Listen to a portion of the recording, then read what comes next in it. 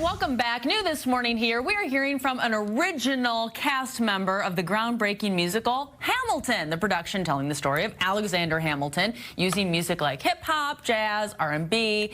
If you haven't seen it, you definitely have to check it out. Joining us live with what it was like on stage, actor Andrew Chappelle for us this morning. Andrew, good morning. It is so good to have you. Oh, good morning, and good morning, Seattle. Yay! Good morning. All right, so we mentioned off the top, I mean, Hamilton, it's iconic at this point. So what was it like performing in a show like that? And talk about your role. You know, I grew up, all I wanted as a little boy was to be on Broadway. I would listen to cast recordings cleaning up my room, and it's still kind of an out-of-body moment to know that I am on that cast recording and to have been a part of history in the way that that show has created so many waves in the world. Mm-hmm. Yeah, I was the original standby, so I played all of the male parts except for George Washington and Alexander Hamilton. So I know that show inside and out. I think a lot of fans of Hamilton also know that show inside and out and are very excited that you're here on the show today. I mean, I do have to say, you have been a part of other iconic musicals as well. We were just listening to some music from ABBA, Mamma Mia. You were on Mamma Mia on Broadway. Talk about that as well.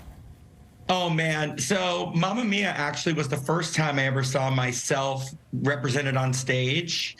And I saw it as a little boy, and I was always like, well, I don't know if I can be in many musicals, but I know there's a role for me in Mamma Mia. And so when I moved to New York, it was the first Broadway show that I auditioned for and the first Broadway show that I got.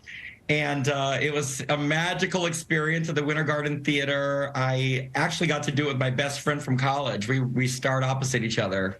And you also, you have a role in the Starz series Blind Spotting as well. So talk about that. I mean, what is it like to do the on-screen work versus being on stage? I mean, they feel like such different beasts.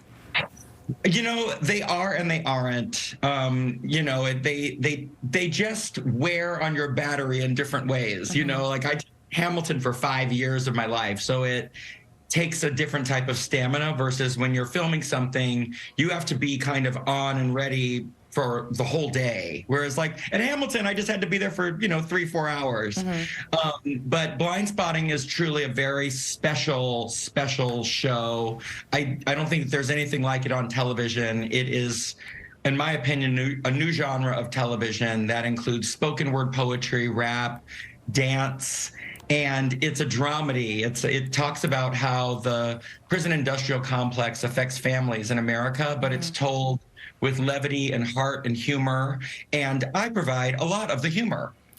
I love that. I love that. And I do feel like we're in this really cool, kind of interesting golden age of TV where we're seeing these really interesting stories, great storytelling, unique ways, as you mentioned, unique ways of storytelling as well.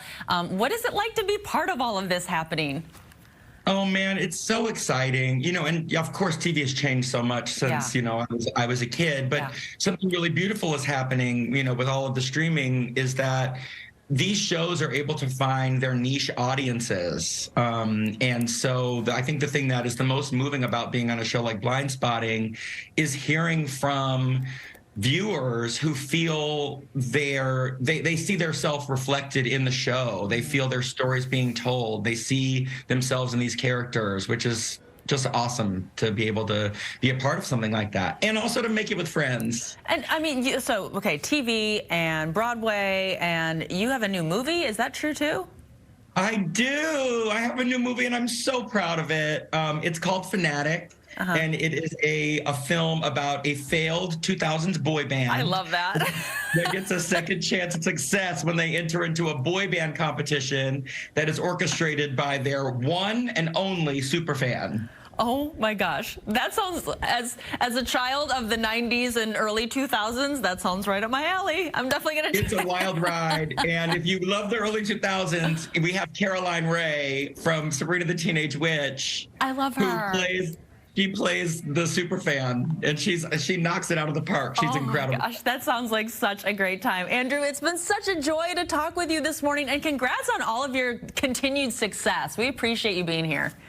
Thank you so much, and I love Seattle. I can't wait to get back. Yes. Oh, well, absolutely. You always have a home here, that's for sure. So, Andrew, thank you.